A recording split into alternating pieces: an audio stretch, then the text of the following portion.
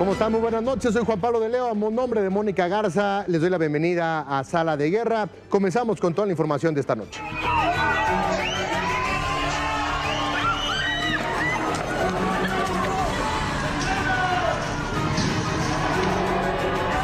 Ciudadana Grecia Itzel Quiroz García, ¿protesta usted guardar y hacer guardar la Constitución política y desempeñar leal y patrióticamente el cargo de presidenta municipal sustituta?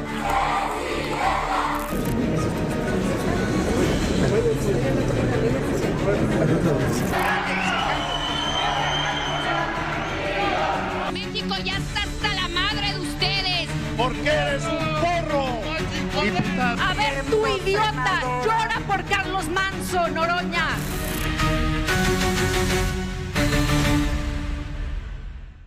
Y la memoria de Carlos Manso sigue provocando debate y discusiones, eso en el terreno del legislativo.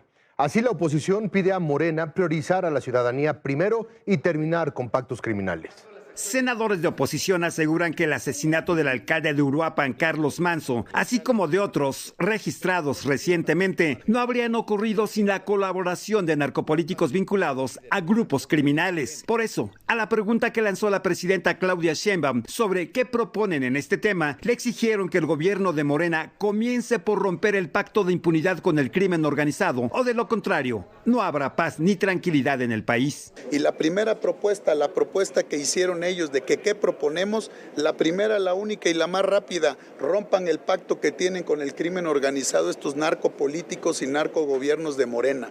Eso es lo que deben de hacer. Están asesinando, están matando a mexicanas y mexicanos y este pinche gobierno de Morena no hace nada. Pero no nos van a asustar, no nos van a echar para atrás. Sí es importante el trabajo de inteligencia, de seguridad, de estrategia, pero sobre todo que rompan el pacto que tienen con el crimen organizado, el partido en el gobierno, Morena.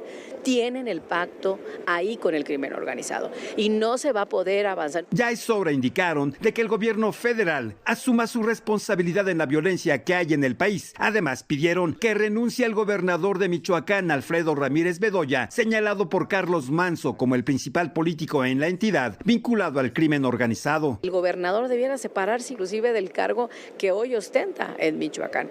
O sea, es increíble ver cómo permitieron que esto haya acontecido. Ya la presidenta no puede seguir evadiendo su responsabilidad. Morena hoy está gobernando, llevan 7 años gobernando, así que asuman la responsabilidad y denle resultados al pueblo de México. Le recordaron al gobierno de Sheinbaum que sin el pacto de impunidad de Morena, la violencia no se habría desbordado de manera incontrolable, como se encuentra actualmente. Es un gobierno que pactó con el crimen organizado desde hace 7 años, por eso han asesinado a más de 300 alcaldes, funcionarios, dirigentes políticos, porque este es un gobierno que está perdido, que no tiene rumbo, que no tiene dirección, y los hechos trágicos y lamentables que han ocurrido en los últimos días son el punto de inflexión donde ya hay un pueblo de México harto.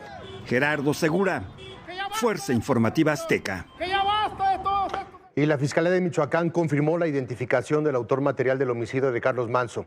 Indican que se trata de Víctor Manuel Ubaldo Vidales, de 17 años, quien era originario de Paracho. El fiscal de Michoacán, Carlos Torres Piña, informa que la familia reclamó el cuerpo y precisó que el menor se ausentó de su hogar una semana antes de cometer este crimen. La investigación señala que el homicidio estaría relacionado con grupos del crimen organizado y que habrían participado más de 2 personas. La tarde de ayer, miércoles 5 de noviembre, fue identificado y reclamado el cuerpo del autor material de este homicidio. Se trata de Víctor Manuel Ubaldo Vidales, de 17 años de edad, originario y vecino del municipio de Paracho, Michoacán. Es importante reiterar que los dictámenes periciales practicados al cuerpo de Víctor Manuel, en particular la prueba de rodisonato de sodio, resultó positiva, confirmándose la hipótesis de la autoría material. Y como primeras señales de reacción a la situación en Michoacán, se confirmó la llegada de elementos de la Secretaría de Seguridad y Protección Ciudadana a Uruapan. Buscan reforzar la seguridad y prevenir hechos delictivos en ese municipio. Medios locales reportaron también el arribo de un avión de la Guardia Nacional al aeropuerto Ignacio López Rayón con más de 100 efectivos. El despliegue ocurre a casi una semana del asesinato del alcalde Carlos Manso. Y las movilizaciones para exigir justicia por Carlos Manso cumplieron 5 días de actividad consecutiva. Ayer, cientos de ciudadanos alzaron la voz en calles de Morelia. Avanzaron de forma pacífica desde el Jardín Morelos hasta el Palacio de Gobierno. Llevaron pancartas con frases del expresidente municipal, entre ellas: prefiero morir luchando que vivir callado, como memoria a su legado. Durante esta jornada se registró la participación de personas vestidas de negro o con el rostro cubierto. A la frontera con Estados Unidos llegaron también las manifestaciones para exigir justicia por la muerte de Carlos Manso. De nuevo los estudiantes tomaron las calles de Uruapan. Lo mismo hicieron habitantes del municipio vecino de San Juan Nuevo, Parangaricutiro. Y más tarde en Uruapan, una cabalgata al líder del sombrero. Al frente de la caravana iba el copetudo, el caballo de Carlos Manso. A diferencia de las protestas de lunes, ya no hubo violencia ni infiltrados que la detonaran, como sucedió en Apatzingán y en las instalaciones del teleférico de Uruapan. El pueblo unido jamás se ha vencido. Paz para honrar la lucha de Carlos Manso. Y nuevamente solamente hago este llamado a quienes se estén manifestando de una forma violenta, que no lo vamos a hacer de esta manera. Lo vamos a hacer como a él le hubiese gustado que lo hiciéramos. Del homicida de Carlos Manso se conocen sus tatuajes, el retrato hablado de acuerdo a imágenes y a los dictámenes forenses. A las 16 horas fue cuando el autor material del asesinato de Carlos Manso se registró en uno de los hoteles del centro histórico de Uruapan, saliendo de este mismo portal, como lo reportaron las autoridades de la Fiscalía, a las 20 horas con 10 minutos aproximadamente. Este sujeto con capucha blanca continuó su caminar para acercarse al presidente municipal, en donde en este punto buscó acercarse en primera instancia para perpetrar su delito. Con información de Marcos Morales y Homero Pasayo, Fuerza Informativa Azteca. Esta semana desde el gobierno federal se anunció el Plan Michoacán por la Paz y la Justicia, pero ¿qué significa este plan? Es un plan que es más de lo mismo, como muchos analistas han señalado. Para responder estas preguntas me enlazo con Javier Oliva, analista y académico especializado en temas de seguridad. Querido Javier, ¿cómo estás? Buenas noches, qué gusto saludarte. ¿Qué tal, Juan Pablo? Buenas noches, gracias.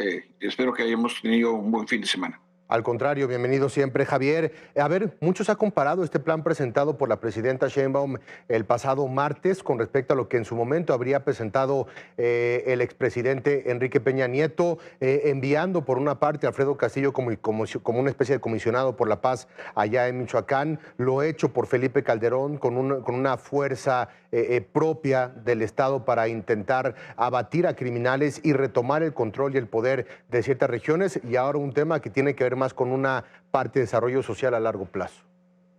Sí, aquí hay dos aspectos, una diferencia y una continuidad de base.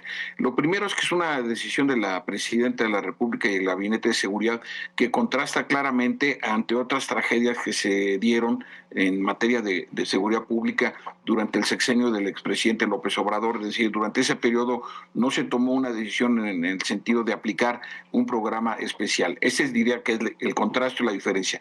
La similitud está en que en efecto tiene que ocurrir un evento verdaderamente traumático, dramático en materia de seguridad pública para que se rearticulen las instituciones tanto a nivel municipal, estatal y federal, como lo estamos viendo, para atender una contingencia. Y en ese sentido no está muy lejos en el tiempo, Juan Pablo, el homicidio del líder de los productores de limón, en donde al asesino ahí mismo en Michoacán lo detienen un día después. La pregunta es, ¿no se le podía haber detenido antes? ¿No? Entonces, sí estamos en una situación en donde evidentemente gobernadores como el de Sinaloa, Rocha Moya, el Popo Bedoya o también el de Tamaulipas, en ciertas condiciones de seguridad pública deberían de estar fuera del cargo para permitir que se desarrollen los trabajos y las investigaciones de manera adecuada, porque si no, de otra manera es difícil poder seguir la ruta adecuada en materia de la impartición de justicia y evitar la impunidad. En una república federal, una república federativa como la nuestra, en ese sentido, Javier, la responsabilidad que muchas veces obvian los gobernadores, se zafan, digamos, de ese tipo de responsabilidad y se señala y se apunta hacia el gobierno federal como el gran ejecutor de las estrategias de seguridad a nivel federal, pero me parece muy interesante e importante lo que dices con respecto a estos gobernadores, hablando de Michoacán específicamente, el hecho de decir, bueno, quizá no debería de estar en el cargo, ya han pedido su destitución, su renuncia, pero también esa responsabilidad, Javier, por parte de los gobernadores. Indudablemente tenemos casos de varios gobernadores y gobernadoras, simplemente hablemos de la capital de Colima, la ciudad de Colima, que consistentemente aparece en los primeros lugares en los índices de violencia a nivel mundial. Es decir, ¿qué están dejando de hacer las gobernadoras y gobernadores? No importa de qué partido, pero ¿qué están dejando de hacer en la coordinación con la seguridad, en este caso municipal? Uruapan es el segundo municipio, investigué, es el segundo municipio que más contribuye al Producto Interno Bruto de Michoacán, después de Morelia. Entonces, me parece que independientemente de la relevancia que tenga el municipio, la personalidad, cualquier acto de esta naturaleza tiene que ser de inmediato sancionado, pero sobre todo la seguridad pública es disuasiva y preventiva. Cuando ya se dan estos acontecimientos, quiere decir que ni la prevención ni la disuasión funcionaron. Entonces se toman medidas de emergencia, medidas como lo vimos en el caso del homicidio de los adolescentes en Ciudad Juárez y en otros casos en Tamaulipas, en donde hasta 4 programas especiales se habían aplicado hasta el sexenio anterior. Entonces sí es importante, Juan Pablo, observar que pues de cualquier manera estos magnicidios, pues que desde luego repercuten a la imagen del país. Recordemos que Cristian Landó se refirió a Carlos Manso como su amigo y que lamentaba mucho su homicidio, y que el embajador Ronald Johnson retuiteó el mensaje de Landau. Que hay que recordarle a tu teleauditorio que Christoph Landau fue el primer embajador de los Estados Unidos durante el primer mandato de Donald Trump, y hoy es ni más ni menos que el subjefe del Departamento de Estado en una estructura burocrática de primer orden. Entonces, las dimensiones de este magnicidio han rebasado por mucho las fronteras de nuestro país. Sin duda, Javier. Y por último, agradeciendo mucho esta llamada que nos has acompañado esta noche, preguntarte específicamente por el plan, un plan que habla acerca de un tema cultural, deportivo, musical, de tejido social, que si bien es importante y es necesario, no es un plan tampoco que ataja a corto plazo las necesidades y la problemática que hay en Michoacán en estos momentos, con la cantidad de empresarios que son extorsionados, con los aguacateros, con los limoneros que son amenazados todos los días, con políticos y con servidores públicos que no pueden asumir sus cargos o no pueden funcionar de manera correcta, precisamente también ante el peligro y las amenazas que eso implica. Uno pensaría que el monopolio de la fuerza que tiene y que mantiene el Estado tendría que ser lo primero y lo más importante, pero en este caso, y a partir de lo que ha propuesto la Cuarta Transformación, no quieren, les da miedo, se alejan respecto a un tema de confrontar directamente al crimen. Es que tiene que ser un proceso de 2 velocidades. Uno, claro, evidentemente, el que tiene que ver con la prevención, con las causas, ¿no? Empleo, educación, deporte, actividades artísticas, indudablemente. También, desde luego, tiene que haber una respuesta de fuerza. Hay una entrevista muy interesante al jefe de la Policía Montada de Canadá, en donde le preguntan sobre los criminales en Canadá que pueden tener armas tan potentes como los de la Policía Montada canadiense, y dice, eso no puede pasar, eso es imposible, no puede ser que existan criminales que puedan desafiar a la Policía Montada canadiense. Desde mi punto de vista, estableciendo una analogía, que además son nuestros socios comerciales, no puede haber capacidades de fuego de los delincuentes como para desafiar a las fuerzas del Estado mexicano en ninguna circunstancia. Entonces, ese es un punto. Y el otro es también que nos toca hacer a nosotros la sociedad.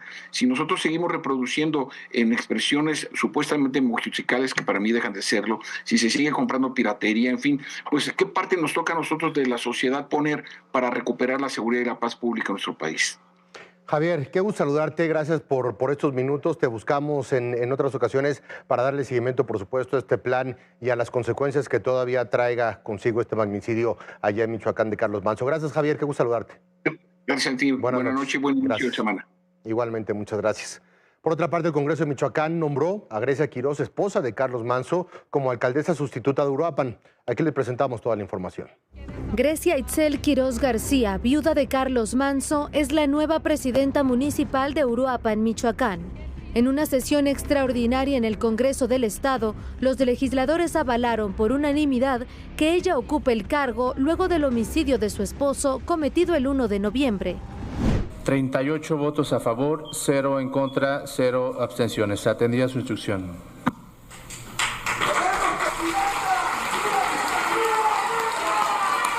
Luego de la sesión, Grecia Quirós rindió protesta. Aseguró que el legado de Carlos Manso es más fuerte que nunca. Hoy vengo con un corazón destrozado, porque me quitaron a mi compañero de vida, a mi compañero de lucha, al padre de mis hijos. Pero hoy también vengo con este valor que él me enseñó, con esta entereza con la que él se levantaba todos los días a luchar, a combatir, a alzar la voz, a gritar, a pedir auxilio por nuestro municipio, por nuestro estado de Michoacán, por nuestro México. Hoy este legado, Carlos Manso, está más fuerte que nunca. También reprochó que el gobierno reforzará la seguridad en Uruapan luego del homicidio de Carlos Manso, cuando él en vida lo pidió muchas veces y lo ignoraron. Qué triste y qué desafortunadamente que tuvo que pasar esto para que voltearan a ver Uruapan. Qué triste y qué desafortunadamente que tuvieron que arrebatarle la vida a Carlos Manso para que ahora sí quieran mandar seguridad, para que ahora sí quieran blindarnos. Qué triste porque él lo gritó, porque él pidió auxilio. Una y otra vez, él temía por su vida, él temía por la vida de sus hijos, por mi vida, y jamás le hicieron caso. Qué triste, pero hoy con esta entereza que sé que él me envía desde donde está, con esta grandeza que solamente él tenía para salir adelante, voy a seguir su legado y lo voy a hacer con una manera honrada, limpia, como él lo hizo en todo momento. El hartazgo de la sociedad por la violencia en Michoacán se ve reflejado en las protestas. Este miércoles, transportistas de Uruapan se reunieron sobre el Paseo La Revolución y avanzaron en caravana al centro histórico, donde colocaron una ofrenda floral en honor de Carlos Manso. Un día antes, el martes, cientos de estudiantes tomaron las calles del municipio. Algunos se trasladaron a la Universidad Michoacana en Morelia, donde instalaron un plantón. De manera simultánea, pobladores bloquearon la carretera federal Uruapan-Paracho. Otro grupo de personas realizó una cabalgata hacia el centro de la ciudad. El lunes hubo una noche de caos en Apatzingán cuando cientos de manifestantes irrumpieron en el Palacio Municipal. Causaron destrozos y quemaron parte del edificio. El domingo, un día después del homicidio de Carlos Manso, hubo 2 marchas en Morelia y Uruapan. En Morelia, ciudadanos enardecidos irrumpieron el Palacio de Gobierno, quebraron cristales e incendiaron parte del mobiliario. También se enfrentaron a los policías, quienes detuvieron a 10 personas. Para ADN Noticias, Fuerza Informativa Azteca. Vamos con otros temas, vamos a pasar a asuntos legislativos. El presupuesto 2026 recién se aprobó. Esto confirmó la inclusión de un incremento al salario de los diputados. Van a pasar de ganar 1.193.000 pesos a 1.307.000 pesos anuales en el 2026. Todo esto mientras que en materia de seguridad hay recortes. Pese a los cuestionamientos que generaron e incluso la negativa de su existencia, los legisladores lo justificaron como un mero ajuste salarial. Habrá menos dinero para los institutos nacionales de salud y hospitales de alta especialidad en México que atienden a personas sin seguridad social. Lo quita, ¿cuánta gente va a batallar? ¿Cuánta gente vamos a sufrir? ¿Y a dónde vamos a ir? Su angustia no es para menos, porque en el 2026 el Instituto Nacional de Cancerología será uno de los más afectados por el recorte presupuestal. En comparación con el 2024, perderá 1.000 millones de pesos. Pero también sufrirán recortes el Instituto Nacional de Cardiología, el Hospital Infantil de México, el Instituto Nacional de Pediatría y el Hospital General de México. tendremos el presupuesto para este grupo vulnerable más bajo desde 2010. La salud ha sido relegada en la población y eso afecta a la familia de muchas personas. Lo peor es que el dinero que se quita a los institutos nacionales de salud y hospitales de alta especialidad no se destinará al IMSS Bienestar, que también atiende a mexicanos sin seguridad social, porque también sufrirá un recorte presupuestal del 74% en comparación con el 2025. Esto es, que habrá 2.267 millones de pesos menos para comprar medicinas, materiales de laboratorio y suministros médicos. No es justo. Mucha gente le hace falta, lo necesita.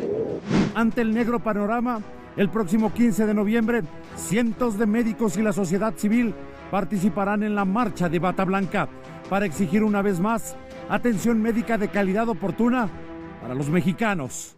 Con información de Itzel García, Fuerza Informativa Azteca. La sesión para muchos se michoacanizó. Hubo gritos, pancartas y otro tipo de consignas.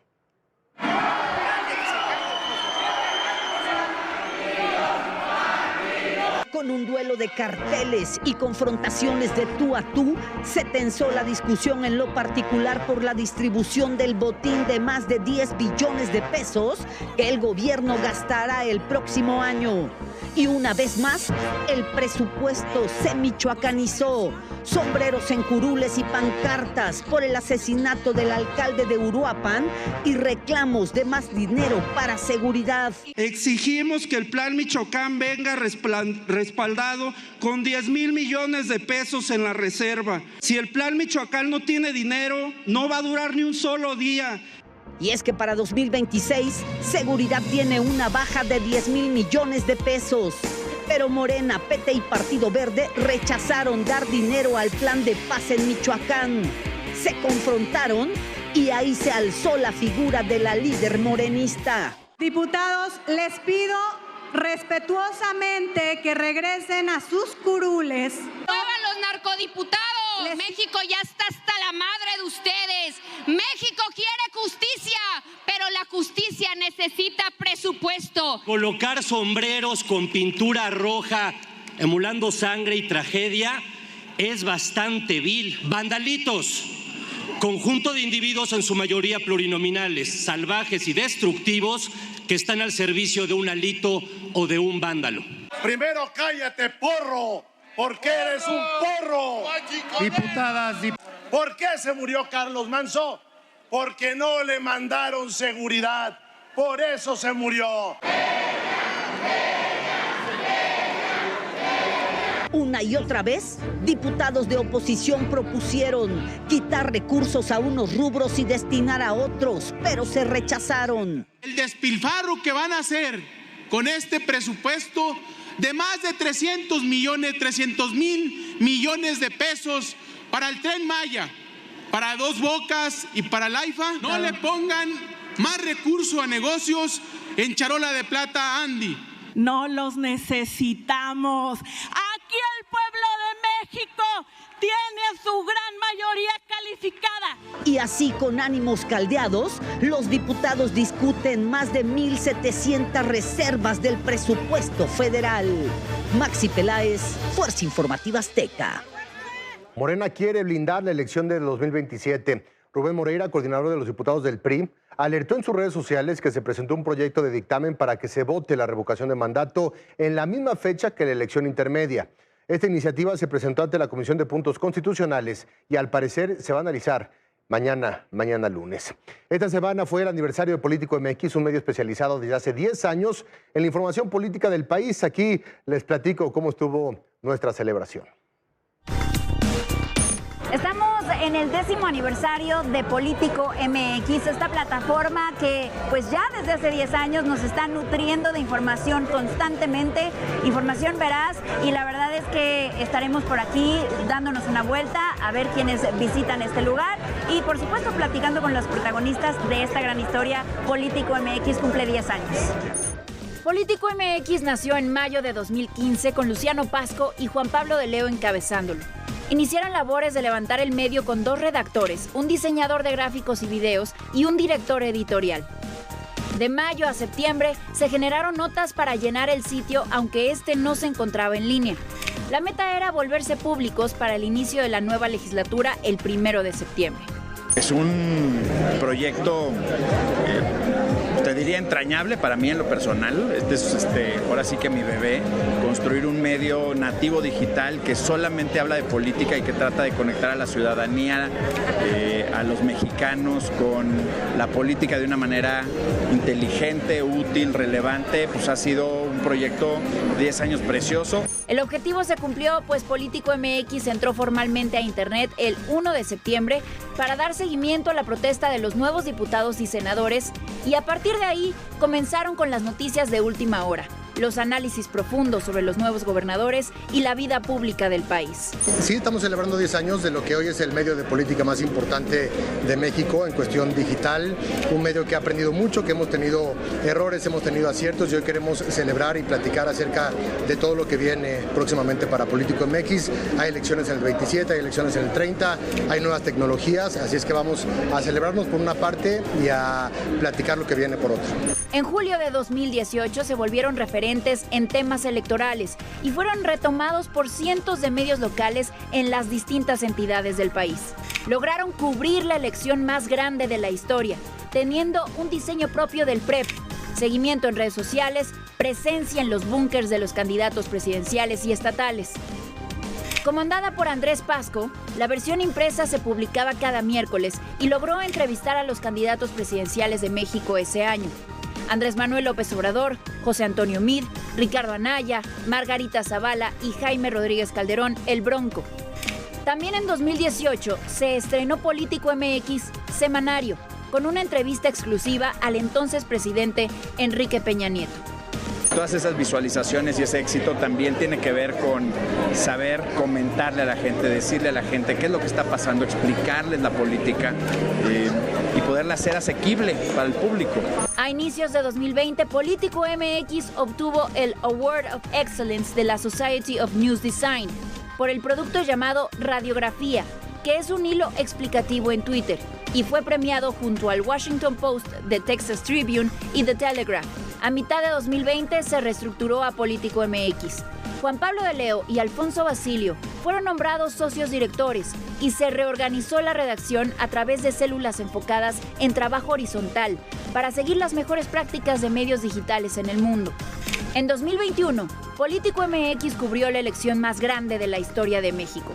Ya como una referencia para los procesos electorales, tuvieron información exclusiva en los 15 estados que cambiaron de gobernador y cubrieron de cerca la renovación total de la Cámara de Diputados. Y me parece que en ese sentido, una de las características de Político es que ha sido un medio plural, ha sido un medio abierto, profesional, como bien lo dices, en un momento en donde es muy fácil tomar posiciones hacia un lado o hacia otro. Político siempre ha tenido la filosofía de ser un medio abierto para todos, de ser un vehículo de comunicación para los mismos políticos en ese sentido, y de educar a las personas para que se politicen y puedan entender la política de una manera más didáctica y más fácil, que de pronto la política mexicana llega a ser muy complicada.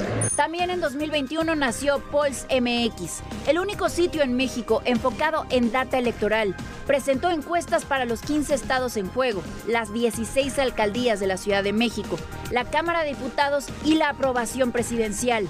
Hasta la fecha, no hay un sitio en México que concentre todas las encuestas publicadas y transparente las tendencias de elecciones.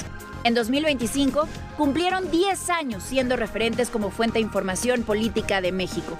En Político MX y Pulse MX explican la política a todas las audiencias e informan a los tomadores de decisiones para su día a día. Siempre el riesgo y el reto que tenemos los medios es cuidarnos, protegernos y proteger nuestra capacidad de decir la verdad y de decir las cosas como son. Y creo que tenemos que dar la lucha sistemáticamente para garantizar que la gente obtenga opiniones múltiples y no visiones únicas. Ciudadanos informados son ciudadanos libres.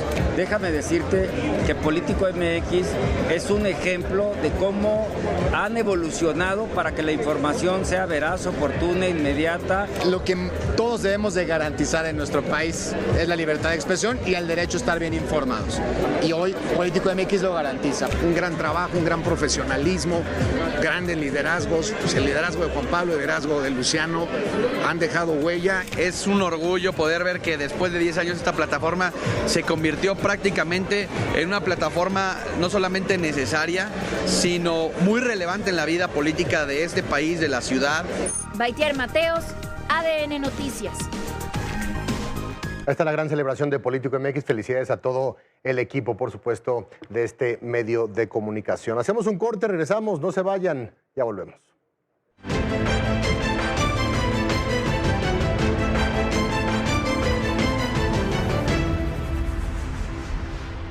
Tequila Don Julio 70 de set.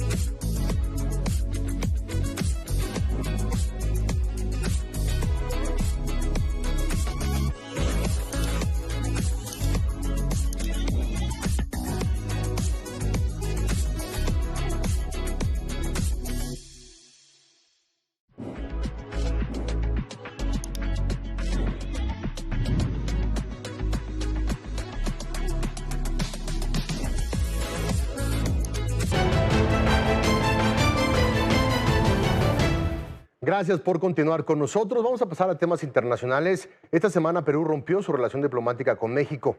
Acusa al gobierno federal de intromisión en asuntos internos derivados del otorgamiento de asilo a Betsy Chávez, ex primera ministra del expresidente peruano Pedro Castillo. Es oficial, la crisis diplomática entre Perú y México ha escalado a su punto más alto. Nosotros no podemos permitir que una persona así, que está en cama con el narcotráfico y que distrae a su pueblo de los verdaderos problemas que ella debería cometer, se meta en problemas peruanos. Las acusaciones desde el Congreso peruano fueron directas y sin titubeos. Porque cuando una mandataria extranjera como la señora Claudia Sheinbaum se atreve a calificar al golpista Pedro Castillo como presidente legítimo y perseguido político, no está opinando, está insultando a la institucionalidad peruana. Declarando así persona non grata a la presidenta de México. Persona non grata a la presidenta de México, Claudia Sheinbaum. Aprobó declarar persona non grata a la presidenta de México, Claudia Sheinbaum. La acusación formal, inaceptable injerencia en los asuntos internos. Pero la presidenta Sheinbaum va más allá. Anunció su disposición de dar asilo político a Betsy Chávez. El detonante de esta crisis tiene nombre: Betsy Chávez. Chávez fue primera ministra del expresidente Pedro Castillo y hoy enfrenta a la justicia peruana por su presunta participación en el fallido golpe de Estado de 2022. No se trata de una confusión, es una injerencia deliberada, una provocación política, un intento de delegitimar al Estado peruano. Chávez se encuentra dentro de la embajada mexicana en Lima, en tanto Perú la considera una prófuga de la justicia. La relación está rota, el comercio bilateral en riesgo, evidenciando así una política exterior mexicana que es a conveniencia. Rodrigo Lema, Fuerza Informativa Azteca. Para analizar este y otros conflictos diplomáticos que México tiene con otros países, empezando por Estados Unidos y pasando por Perú, República Dominicana, Argentina y varios más, le doy la bienvenida al analista internacional Fausto Pretelini. Fausto, qué gusto verte, buenas noches. Al contrario, Juan Pablo, gracias por acompañarnos. Buenas noches, un gusto platicar contigo. Oye, Fausto, a ver, ya escuchamos de qué va la problemática, de qué va este conflicto diplomático, donde se rompen ya relaciones entre Perú y México, y de pronto vemos esta esquizofrenia diplomática del gobierno mexicano que es, de pronto dicen, nosotros no opinamos de otros países, nosotros somos soberanos y nos interesa lo que sucede en México. Pero de pronto hay temas de los que sí opinan ampliamente y no solamente opinan, sino que dan resguardo a criminales y dan resguardo a políticos acusados que deben de enfrentar los procesos jurídicos judiciales en su país. Mira, están siguiendo prácticamente las estrategias de una guerra híbrida, es decir, fake news. ¿Por qué? Porque de alguna manera la corrupción de Pedro Castillo, el expresidente de Perú, es voraz o fue voraz. Es decir, hay elementos, la enorme incapacidad de Pedro Castillo y su grupo para inclusive robar, dejó huellas por todos lados. Es decir, el secretario particular escondiendo $20,000 en el WC de la oficina. Sí, la cuñada del presidente cobrando, ¿no? A constructores para venderles las licitaciones, ¿no?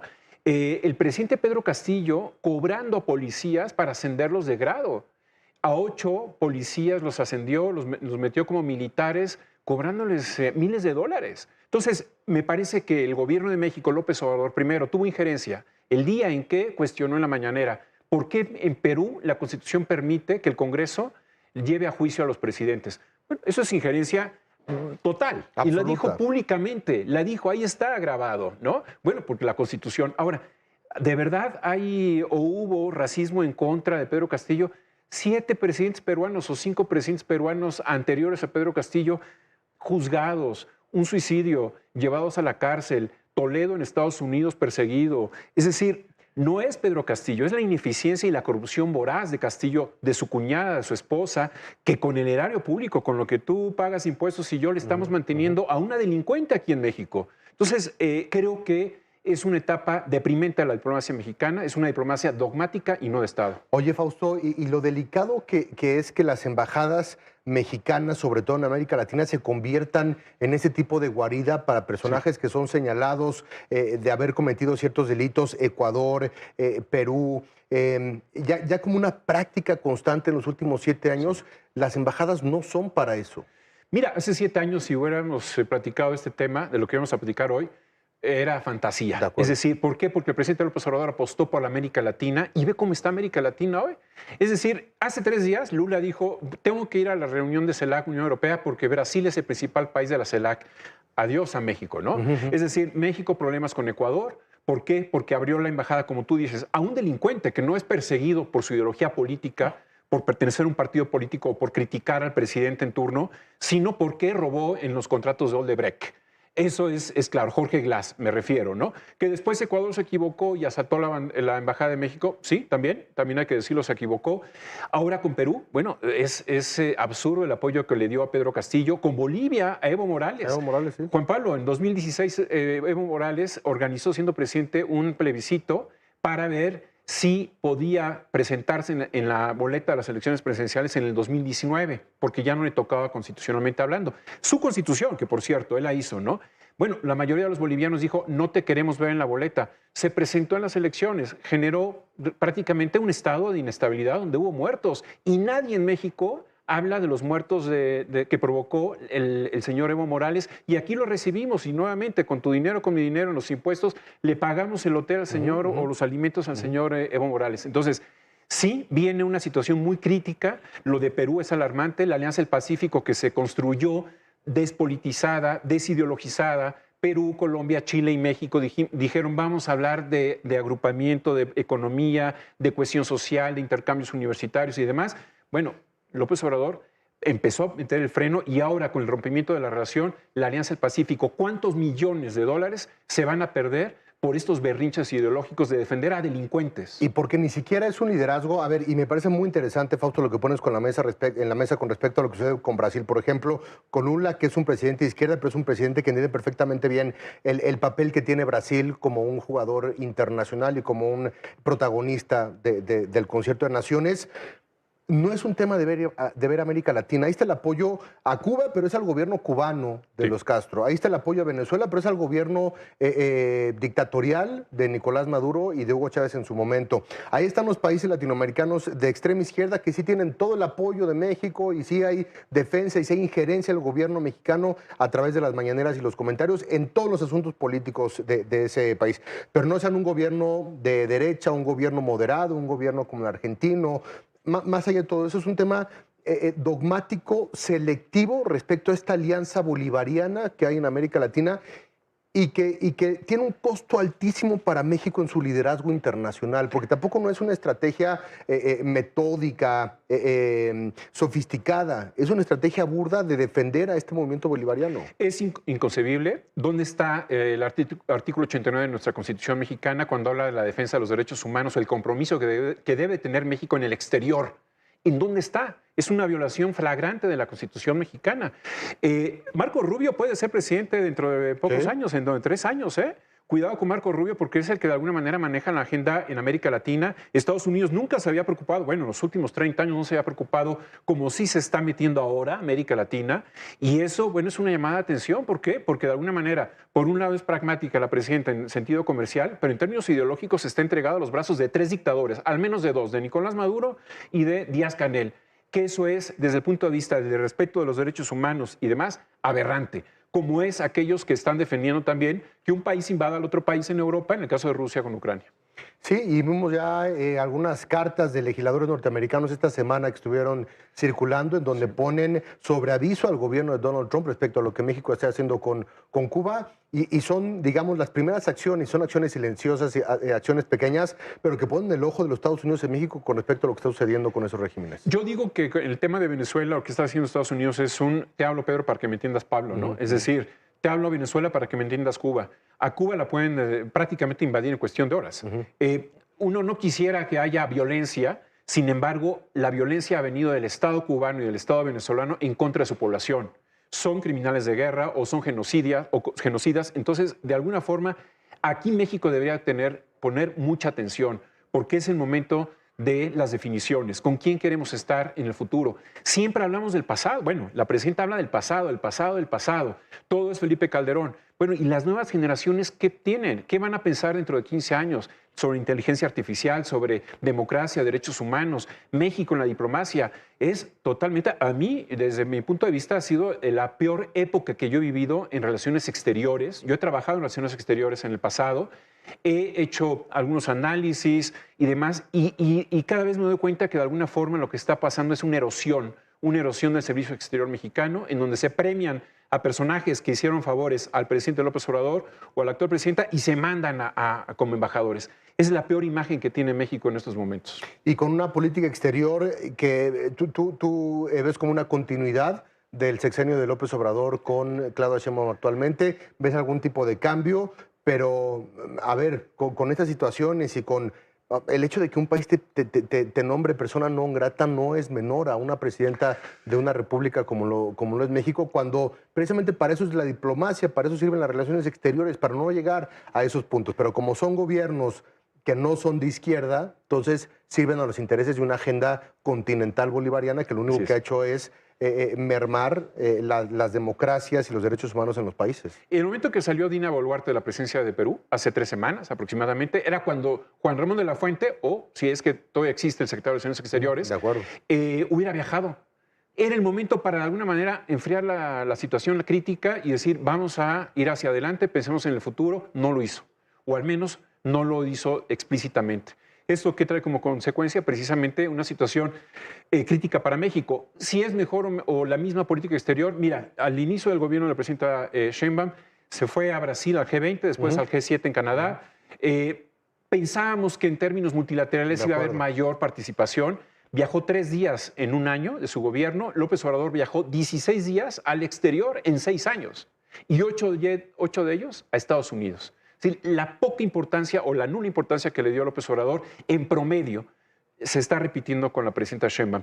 Sí, qué bueno que reciba al presidente Macron, qué bueno que se vaya a firmar el acuerdo de la Unión Europea. Al principio no quería la presidenta de México para no poner nervioso a Donald Trump, pero ya se dio cuenta que es necesario, no es una materia optativa, Juan Pablo, es necesario tener mundo, porque si México no tiene el mundo, estamos desconectados. Y nos estamos desconectando cada día más, lamentablemente, con esta terrible política exterior. Querido Fausto, qué gusto saludarte. Gracias, Juan Pablo. Gracias por acompañarnos. Muy buenas noches. Le damos seguimiento al tema, por supuesto. Con mucho gusto. Gracias a Fausto Pretelín. Hacemos un corte, no se vayan, regresamos en un momento. No se vayan, ya está aquí en el estudio Paulina Amouzurrutia y Rafael Morales para platicar acerca de lo que sucede en la política nacional. Ya volvemos.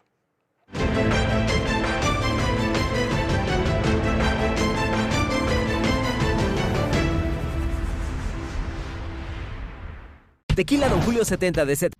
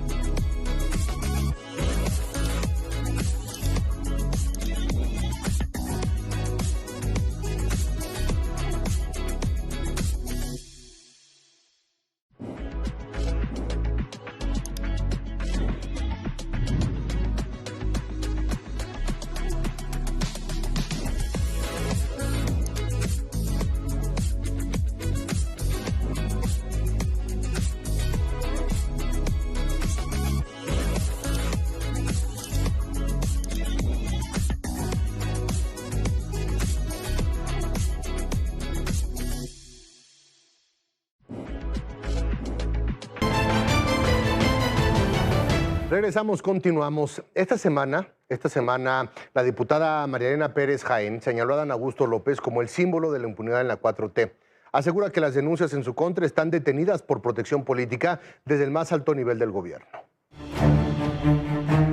Todo está dado para que el gobierno de la 4T encubra, exonere y en una de esas hasta le ofrezca disculpas a su hijo predilecto. Es un señor que se sabe protegido por Andrés Manuel López Obrador y que pues sabe que no van a actuar con él. No hay instancia gubernamental y legislativa donde no se haya presentado una denuncia o una solicitud de investigación contra el líder de Morena en el Senado, Adán Augusto López Hernández. 37 denuncias penales en la Fiscalía General de la República, 2 solicitudes de investigación en el Senado por inconsistencias patrimoniales y una petición de desafuero en la Cámara de Diputados por sus presuntos nexos con la Barredora y Hernán Bermúdez. De ninguna de las 3 ventanillas que he ido a presentar estas denuncias he recibido ninguna respuesta. En Palacio Nacional le dicen que no está solo. Están las pruebas ahí, pero yo creo que ella pues está siguiendo las instrucciones de su jefe político, que es Andrés Manuel López Obrador, y que desde Palenque le dicen a ella qué tiene que hacer. María Elena Pérez Jaén asegura que el blindaje para el exgobernador de Tabasco en realidad es un muro de protección para la 4T. Imagínense el nivel de complicidades que habrá entre Andrés Manuel López Obrador y Adán Augusto López Hernández, y lo que sabrá Adán Augusto López Hernández, no solamente de Andrés Manuel, sino de su familia, de sus hermanos, de sus hijos, de sus colaboradores más cercanos. Pero esto, más que desanimarla, asegura, la impulsa a seguir denunciando, a seguir alzando la voz en contra de la figura emblemática de la impunidad de la 4T. Carolina Gallo, Fuerza Informativa Azteca. Bueno, le doy la bienvenida a la consultora política Paulina Amouzurrutia. Paulina, ¿cómo estás? Buenas noches, bienvenida. Gracias. Y también a Rafael Morales. Rafa, ¿cómo estás? Buenas noches. Un gusto, como siempre. Gracias a ambos por acompañarnos para platicar acerca de los partidos políticos que están preparando para definir sus candidaturas y postular a los personajes al 2027, pero hay muchas riñas y hay muchos escándalos internos. Pregunta, Paulina, ¿es la misma riña y la misma grilla política que hay en Morena, que lo que hay en el PAN, que lo que hay en el PRI, que lo que hay en el Verde, que lo que hay en los otros partidos políticos en Movimiento Ciudadano? No, definitivamente creo que no. En Morena había una dirección puntual que generaba López Obrador, que al no estar, ahora se han hecho subdivisiones.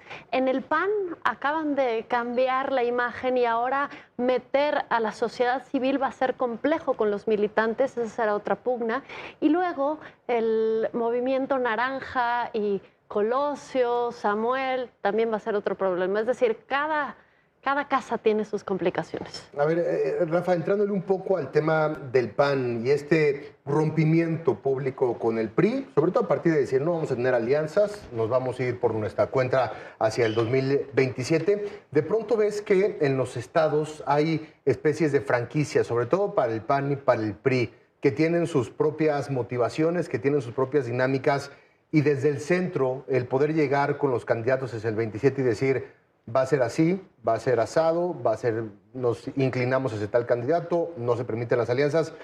¿Ves que eso pueda correr de manera suave, digamos, en términos políticos para tomar las decisiones desde el centro del país? No, suave no, desde ningún punto de vista. Siempre las candidaturas para un partido que está en la oposición son el resultado como de ciertas transacciones, ¿no? Como negociaciones, acuerdos entre lo que sería, digamos, una dirección nacional y luego los grupos locales. Tienes toda la razón al decir que hay franquicias. La verdad es que la política siempre termina por ser capturada por las grandes familias políticas que al final de cuentas pues, hacen su labor durante décadas y reclaman naturalmente los espacios, pero solo que aquí, frente a las encuestas y frente a los niveles de competitividad que hay, sobre todo frente a Morena, pues lo ideal sería pues, que las negociaciones sean lo más efectivas posibles para que vayan los candidatos más competitivos. De otra manera, pues tú puedes defender la marca familiar, pero pues eso no te garantiza el triunfo, ¿no? Porque, a ver, Paulina, y se habla mucho de Morena, porque los pleitos de Morena están siendo muy públicos, muy obvios y muy abiertos entre los distintos grupos buscando las candidaturas hacia el 2027. En los otros partidos, en los partidos de la oposición, Movimiento Ciudadano, PAN y PRI específicamente, no son pugnas tan abiertas, pero mi pregunta es, ¿van a salir sin haberse lastimado de las campañas primarias? ¿Van a salir sin lastimarse de las decisiones que se puedan tomar desde los gobiernos y desde las direcciones nacionales de los partidos políticos? ¿O existe la posibilidad de que vamos rompimientos en estados específicamente como Querétaro, en estados como Chihuahua, en estados donde de pronto la oposición puede ser competitiva? En Querétaro hay una pugna real entre el movimiento de Felifer, que es el presidente municipal, y de Agustín Dorantes, que es el senador, y cada quien tiene su gente. Las encuestas ponen arriba a Felifer, pero aún así lo que preocupa es que tienen a Morena cerca y todavía no se define. Entonces, ese es un problema. En Chihuahua, otro tanto, porque creo que la gobernadora tenía como su mano derecha a Marco, hoy presidente municipal de la capital, pero también se verá complejo si le suelta el poder, ¿no? Entonces, la pugna interna es compleja, pero también Jorge Romero creo que ha sido muy puntual y creo que está metiendo orden diciendo las encuestas van a definir y va a haber sociedad civil, es decir, representantes que probablemente no militen en el partido o decidan no militar y aún así se les dé el espacio.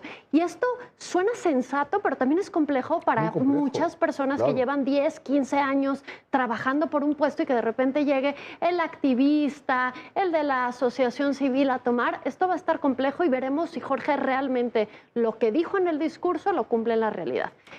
Porque, Rafa, hablamos de quién va a ser el candidato de Morena en tal estado, hablamos de quién va a ser el candidato del PAN en tal estado, hablamos de quién va a ser el candidato del Verde en estados como San Luis Potosí, en estados como Quintana Roo. ¿El PRI importa en el 27? ¿Importan sus procesos internos? ¿Importa la presidencia del partido político? ¿Importa la posibilidad pequeña de algún tipo de alianza? ¿Importan, más allá, digamos, de lo que pueda conseguir en diputados y en los congresos locales, importa el PRI para el 27? La verdad es que no, hay que decirlo. Yo pensaba lo mismo, vamos a ver si es prudente, pero prosigue. No, pues hay que ver las estadísticas electorales, hay que ver cómo vota la gente y la verdad es que el PRI ya no suma nada. Ni siquiera el PRI podría ser como, digamos, ese partido que da los 3 puntos al final de la contienda para hacer la diferencia entre el primero y el segundo lugar. No sirve para eso, la verdad. Y el PRI tampoco ya no aparece, por ejemplo, en los cálculos de partidos como MC, que están viendo que es mucho más rentable aliarse con el PAN que estar cargando, por ejemplo, con el PRI, que no solamente es cargar con su desprestigio, viejo, borracho, incómodo, que ya no tiene ni siquiera una estructura de movilización. El PRI, francamente, ya no tiene los movilizadores que antes le permitían mantenerse en el poder. estados como Coahuila tampoco no importan? Bueno, es que hay una diferencia. La verdad es que el modelo PRI en Coahuila está vivo. En términos de lo que fueron sus viejas estructuras, sus viejos códigos, prácticamente ahí no ha pasado nada y no va a seguir pasando porque la verdad todo lo que queda del viejo PRI está operando ahí con toda la eficacia. ¿Tú estás de acuerdo? ¿El PRI no va a ser factor en el ciclo absoluto? Sí, estoy de acuerdo. Y a mí hay un tema que me gustaría hablar que es Nuevo León, ¿no? Porque Cienfuegos... Hablando de franquicias. Sí, y que desgraciadamente ahí hubo un movimiento que pensaron que iban a resolver y no se resolvió, ¿no? Parecía que se iba a su estado natal Colosio, que su padrino, el que lo cuidó, es una novela de Televisa, y entonces que iba a regresar y La Rosa de Guadalupe nos quedaba pequeña, pero no, decidió no irse, quedarse en Nuevo León. Samuel parece que probablemente toma la dirigencia del partido para placearse porque se sigue imaginando como presidente de la República, y aunque son compadres, que el compadrazgo es complejo también en la política, probablemente ahí hay un choque de trenes, entonces también será interesante lo que veamos en Y ese lo que estado. diga el PAN local de Nuevo León, lo que diga el PRI local de Nuevo León, las posibilidades de Adrián de la Garza de ir con el PRI específicamente, pero la potencia que también tiene el PAN específicamente, son asuntos que tienen también a los partidos en sus presidencias nacionales preocupados. No sé si han visto a Adrián últimamente vestido de azul, que hasta dicen, porque...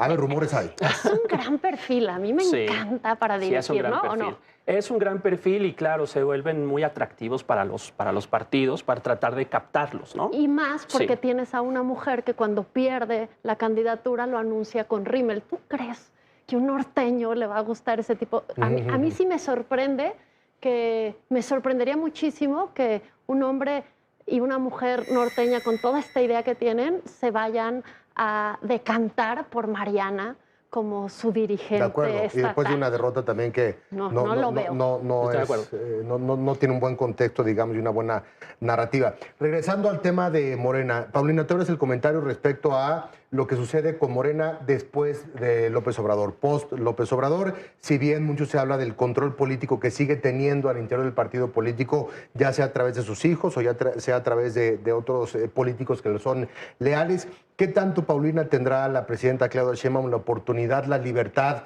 y el mando de imponer a sus propios candidatos rumbo al 27? A ver, entendemos que hay muchos grupos políticos, que hay mucha grilla, que hay muchos intereses, pero al final de cuentas, y más allá de lo que se diga, ella es la líder política de este movimiento. Sí y no, porque cuando llega un presidente tiene que hacer este parricidio, quitar el poder, pero aquí no estás quitando un expresidente, estás quitando un tlatoani que dirige a una casi religión. Entonces es complejo, dejó a Clarita Brugada cuidándole, a Dan Augusto, a Monreal, pero a mí me ha parecido interesante esta guerra directa, puntual y como goteo fino que ha generado contra Dan Augusto, que todos los días le sale una nota nueva. Si no es la barredora, es el fútbol en la cámara. Entonces yo creo que si ella es estratégica y empieza a debilitar, tendrá los perfiles, pero no se ve fácil. Es difícil tener una... Es que son hombres del sistema. Ese es el pues asunto, hombres, ¿no?, que obedecen a otro hombre. Me va a salir mi lado feminista, pero desgraciadamente... No, pero siguen operando, es decir, así es. funcionales, ¿no? ¿Qué opinas? Sí, tiene razón Paulina. Estamos en una transición compleja para la presidenta. Cuando ella era candidata, todo el mundo asumía que no sabía qué hacer con Morena. Y esto era absolutamente normal, pues porque Morena es una invención del expresidente López Obrador. Entonces, realmente, quien manda en Morena sigue siendo López Obrador. Eso es un hecho. Ahora, el tema con las candidaturas es que no se van a procesar dentro de Morena. Ese es el drama de la política mexicana. Al político mexicano no le queda de otra más que elegir entre ser candidato del gobernador o ser candidato del narco. Y eso lo hemos visto por lo menos con 3 gobernadores. Híjole, 3 gobernadores metes un tema que no nos habíamos permitido 3 gobernadores tocar. vigentes de los cuales hay indicios muy claros de que son el resultado del consenso de los grupos criminales que están operando en las entidades. Pero juegan solamente los gobernadores y más allá entiendo perfectamente del factor del narcotráfico, crimen organizado que metes en esta plática, pero juegan los gobernadores, pero también juega la presidenta. O sea, no va a ser decisión de los gobernadores, ¿o sí? Veremos. Yo todavía creo que le hace falta tomar un poco más las riendas, no solo de los partidos, sino de las cámaras, esta pugna tan pública hace ver que no hay una operación interna, que todavía no manda. Tienes además a Estados Unidos encima, más los cárteles. Son demasiados frentes como para operar la política interna del partido. Entonces, yo todavía tengo mis dudas, no sé.